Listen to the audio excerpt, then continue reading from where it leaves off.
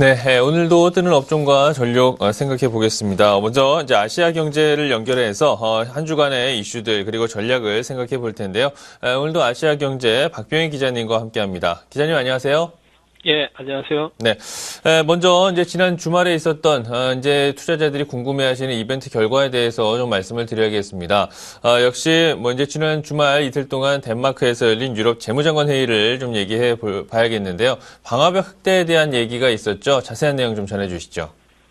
예, 지난주 코펜하겐 유럽연합 재무장관 회의에서 골자는 기존 그리스, 포르투갈 그리고 아일랜드에 지원했던 기금과 상관없이 새로운 방화벽 건물을 5천억 유로를 확장키로 한 것입니다. 네. 그동안 새로 출범할 그 유럽 안전기금에 대해서 이제 독일은 기존 지원 규모와 합쳐서 5천억 유로 이상으로 확대하는 것에 반대해 왔었는데 이번에 독일이 좀 양보하면서 결과적으로 방화벽 규모가 좀 더 늘어나게 됐습니다. 유럽은 그동안 그 유럽 재정 안전기금을 통해서 2천억 유로를 그리스 등에 대한 구제금융으로 사용을 했습니다. 그리고 그 외에 다른 걸로 그 양자 대출을 통해 그리스에 530억 유로를 지원했고 또 2010년 5월에 운영을 개시했던 이후에 첫 번째 위기 대응책이었던 유럽 재정 안정 메커니즘에서 490억 유로를 지원한 바 있습니다. 종합해 보면 이미 지원된 규모가 3천억 유로이고 지난 그 유럽연합 재무장관 회의에서 추가로 5천억 유로 재원을 마련하기로 결정하면서 유로존 전체 방화벽 규모는 8천억 유로가 되는 셈입니다. 다만 이 규모가 애초에 EU 집행위가 목표로 했던 것에는 다소 못 미친다는 분석이 나오고는 있습니다.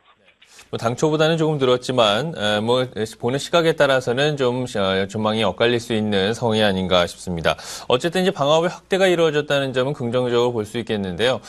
이와 함께 또 이번 주 발표될 지표들, 이제 미국에서 고용 지표가 발표되는데 일단 뭐 전망은 나쁘게 나오지는 않는 것 같습니다. 좀 소개해 주시죠.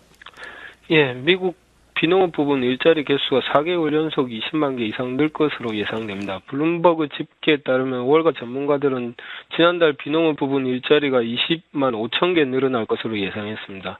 이는 지난 2월 22만 7천 개에 비해서는 다소 줄어드는 것입니다. 하지만 월가 예상대로 20만 5천 개가 이루어진다면은 미국은 경기 침체에서 벗어난 이후 처음으로 4개월 연속 20만 개 이상의 일자리가 늘어나게 되는 결과를 가져옵니다. 이는 결국 지속 가능한 경기 회복에 대한 기대감으로 이어질 수도 있을 것으로 예상됩니다. 네, 고용지표 소식도 좀 주목을 해봐야 되겠습니다. 이와 함께 중국 쪽에서도 제조업 지수가 공개됐습니다. 큰 폭으로 이제 상승한 것으로 나타났는데 미국에서도 이제 제조업 지표가 발표되죠. 전망 소개해 주시죠. 예, 경착륙 논란을 빚으면서 최근에 증시에 좀 부담 요인이 됐던 중국 경제에 대해서 3월 제조업 지수가 예상보다 양호한 모습을 보였습니다. 네. 1일 중국 국가통계국과 중국 물류구매협회가 발표한 중국의 3월 제조업 구매관리 지수가 53.1을 기록했습니다. 이는 시장 전문가들 예상치 50.8, 시장 전문 예상치가 50.8이었는데 예상치를 크게 웃돌았습니다. 중국 제조업 지수는 4개월 연속 상승했고 또 지난해 3월 53.4 이후 최고치를 기록했습니다. 또 4개월 연속 기준점 50을 넘으면서 중국 제조업 경기가 확장 국면임을 확인시켜줬습니다. 중국 제조업 경기 지표가 좋게 나온 가운데 오늘은 2월 미국 그 공급관리자협회가 3월 제조업 지수를 공개하게 됩니다.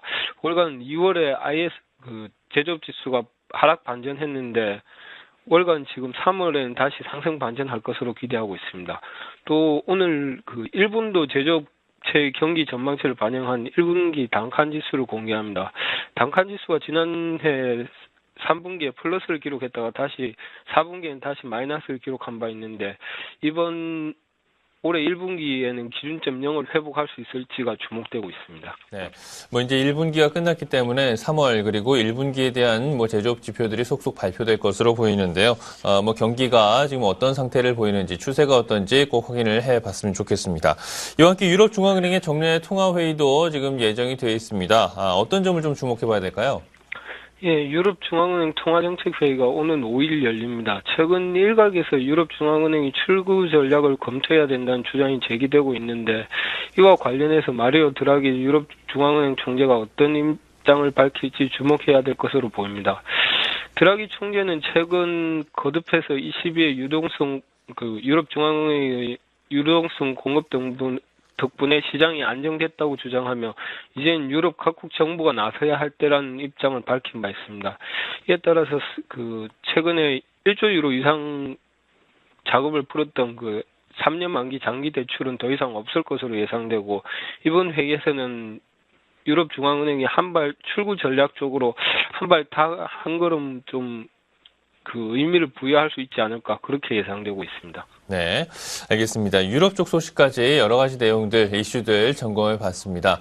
아시아 경제 위클리, 아시아 경제 박병희 기자와 함께 했습니다. 고맙습니다. 예, 고맙습니다.